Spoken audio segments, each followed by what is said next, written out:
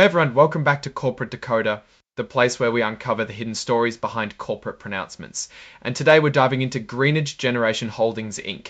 Their latest filing paints a picture of a company making some significant shifts, and we're here to break down exactly what it means for you. So first off, what's the big news? What it looks like? Greenidge is pulling out of a major land deal. And this is a pretty substantial move, and it's worth digging into why it happened and what it means for their future plans. Okay, let's get to the heart of it. On August 24th of last year, the company received a notice from a company called Data Journey LLC. This notice essentially shut down a deal that was supposed to happen back in November of 2024 and was later amended. Through this deal, Greenidge was supposed to sell a chunk of land, roughly 152 acres in South Carolina. They were also selling the power rights for that property too. Why were they selling this land? To allow Data Journey to build a data center, a big project for that area. The price tag for this sale was set at $12.1 million in cash. On top of that, Greenidge was supposed to get an 8% cut of the profits from this data making money. That sounded like a solid deal, right? A guaranteed chunk of cash and a piece of the future pie. But here's where it gets interesting. There were some extra agreements, some side letters that changed the game. These were put in place in March and July of last year.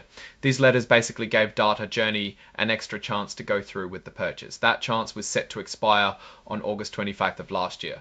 They also allowed Greenidge to keep some upfront money, a cool $4,000, that Data's 25th deadline.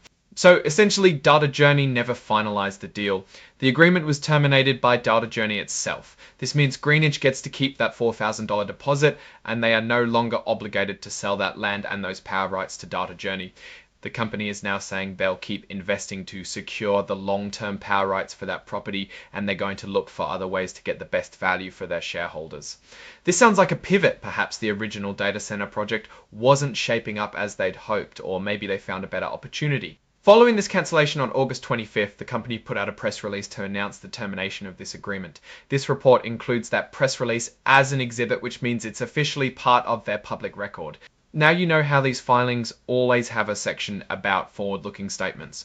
This is basically a legal disclaimer. They're saying that some things they say might sound like predictions about the future, but they aren't guarantees. Things like anticipating, believing, continuing, expecting, or planning all fall into this. They're warning us that actual results could be very different from what they're hoping for or planning. This is pretty standard stuff for any company, especially in a volatile industry. They're just covering their bases legally, but disclaimer, they're saying that some things they say might sound like predictions about the future, but they aren't guarantee, especially in a volatile industry.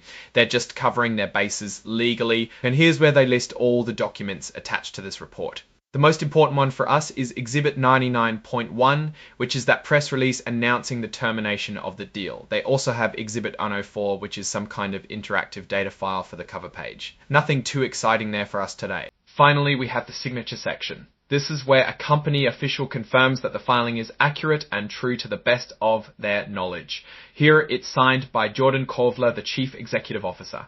This just confirms that the leadership is aware of and stands by the information presented in this report.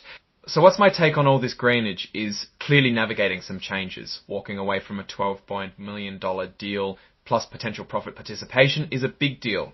On one hand, they managed to retain a $4,000 deposit, and they're maintaining flexibility to explore other options for that valuable land and its power rights. This shows they're being opportunistic and trying to maximize shareholder value.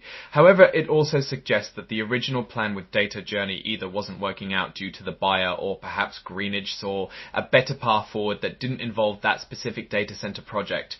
The fact that they're continuing to invest in securing long-term power rights for the property indicates they still see value in the location itself. We'll be watching closely to see what new opportunities they pursue with this asset. It's a reminder that in the business world, deals can fall through and companies must adapt. Alright, that's our breakdown of Greenidge Generation Holdings Inc.'s latest filing. What's your take on this land deal termination? Do you think they made the right move? Let us know in the comments below. If you found this insight valuable, please hit that like button. It really helps us out. And subscribe for more corporate deep dives like this. Don't forget to join our Discord community, linked in the description, for more discussions and exclusive content. Thanks for watching. See you next time.